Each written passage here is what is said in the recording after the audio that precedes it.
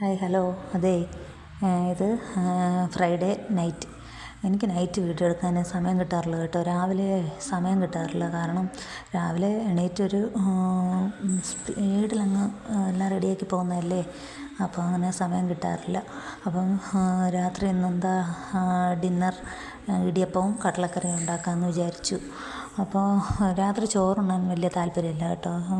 രാവിലത്തെ ഉണ്ടായിരുന്ന തീരെ കളയാൻ മടിച്ചിട്ട് വേണേൽ കഴിക്കും. അല്ലാണ്ട് എനിക്ക് ചോറ് കഴിക്കാൻ ഭയങ്കര താല്പര്യമില്ല. കാരണം വയറ് ചാടുമെന്നോ അങ്ങനത്തെ എന്തോ ഒരു കൺസെപ്റ്റുണ്ട് രാത്രി ചോറ് കഴിക്കുമ്പോൾ.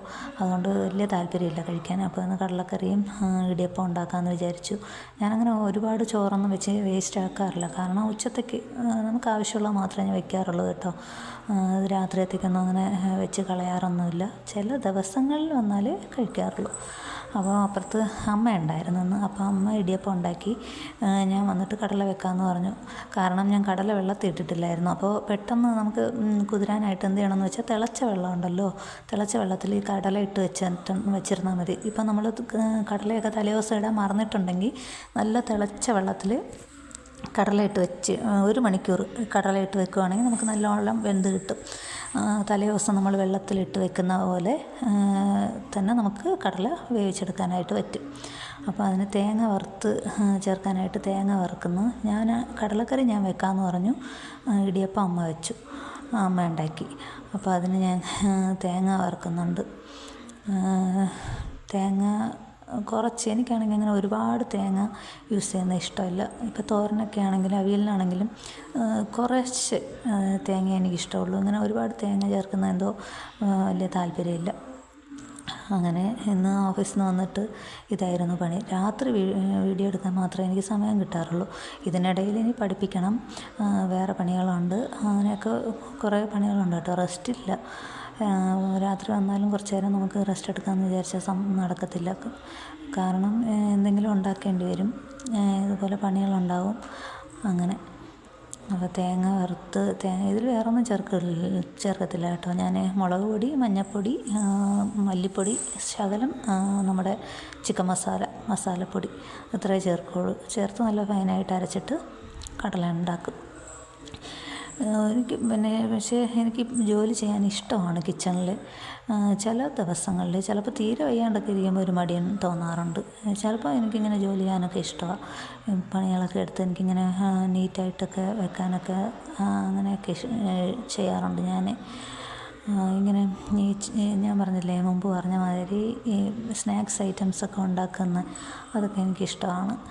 അപ്പോൾ ഇങ്ങനെ എന്താ പറയണ്ടേ, തേങ്ങ ഇങ്ങനെ ശരിയായി വരുന്നുണ്ട്. അപ്പോൾ ഞാൻ അത് മാറ്റി വെച്ച് കുറച്ച് തണുത്തിട്ട് നമുക്ക് അരയ്ക്കാം എന്ന് പറഞ്ഞു. അപ്പോൾ നമ്മൾ ഈ തേങ്ങ അരയ്ക്കുമ്പോഴത്തേക്കും ഈ കടല ഉണ്ടല്ലോ, കടല കുറച്ചിട്ട് അരയ്ക്കുകയാണെങ്കിൽ നമുക്ക് കുറച്ച് കട്ടി കിട്ടും, നല്ല കുറുകിയിട്ടുണ്ടാവും കടലക്കറി. അപ്പോൾ കുറച്ച് കടലയും കൂടി ചേർത്ത് ഞാൻ അരയ്ക്കുന്നുണ്ട്. ഇത് തക്കാളിയൊക്കെ ഇടാറുണ്ട് ഞാൻ. പിന്നെ ഇന്ന് പെട്ടെന്നൊരു തട്ടിക്കൂട്ട് കറി ആയതുകൊണ്ട് ഒന്നും ചെയ്യാൻ പോയില്ല. നല്ല ഫൈനായിട്ട് അരച്ചെടുത്തു. അത്ര ഉള്ളി മാത്രമേ ഞാൻ ഇട്ടുള്ളൂ. ഫൈനായിട്ട് അരച്ചെടുത്തിട്ട് ഇങ്ങനെ ഈ കൂട്ട് അതിലേക്ക് ചേർക്കുന്നു. അപ്പോൾ കടല നല്ലോണം ഉടച്ച് നമ്മൾ നല്ലോണം വെന്തിട്ടുണ്ടെങ്കിലും നമ്മൾ ജസ്റ്റ് ഒന്ന് തവി കൊണ്ട് ഉടച്ച് കൊടുക്കുകയാണെങ്കിൽ കുറച്ചുകൂടി കുറുകി കിട്ടും.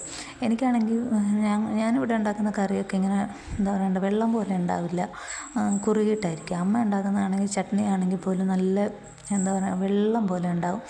അപ്പോൾ അവിടെ വീട്ടിൽ അച്ഛനും ബ്രദറിനൊക്കെ അതാ ഇഷ്ടം.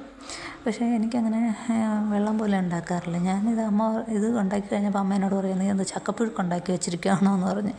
അങ്ങനെ വെള്ളം അധികം ചേർക്കാറില്ല ഞാൻ. അപ്പോൾ അതിങ്ങനെ ചേർത്ത് തിളയ്ക്കാൻ വെച്ചു. അങ്ങനെ അതുണ്ടായി.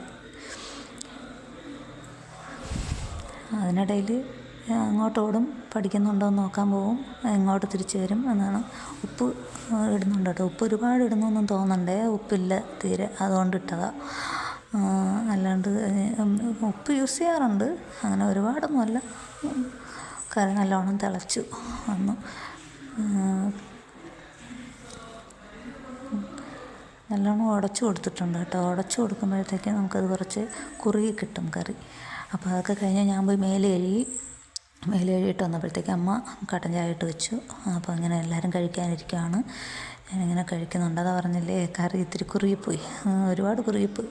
അപ്പോൾ അവിടെ മോനെന്തോ സിനിമ വെച്ചിട്ടുണ്ട് TV-യിൽ, അതും കണ്ട് ഇങ്ങനെ കഴിക്കുക. കഴിച്ച് കഴിഞ്ഞ് ഇനി ഈ പ്ലേറ്റും പാത്രങ്ങളും എല്ലാം കഴുകി വെച്ചിട്ട് വേണം വേറെ പണി. പിന്നെ ഡ്രസ്സുണ്ടായിരുന്നു മടക്കി വെക്കാനായിട്ട്.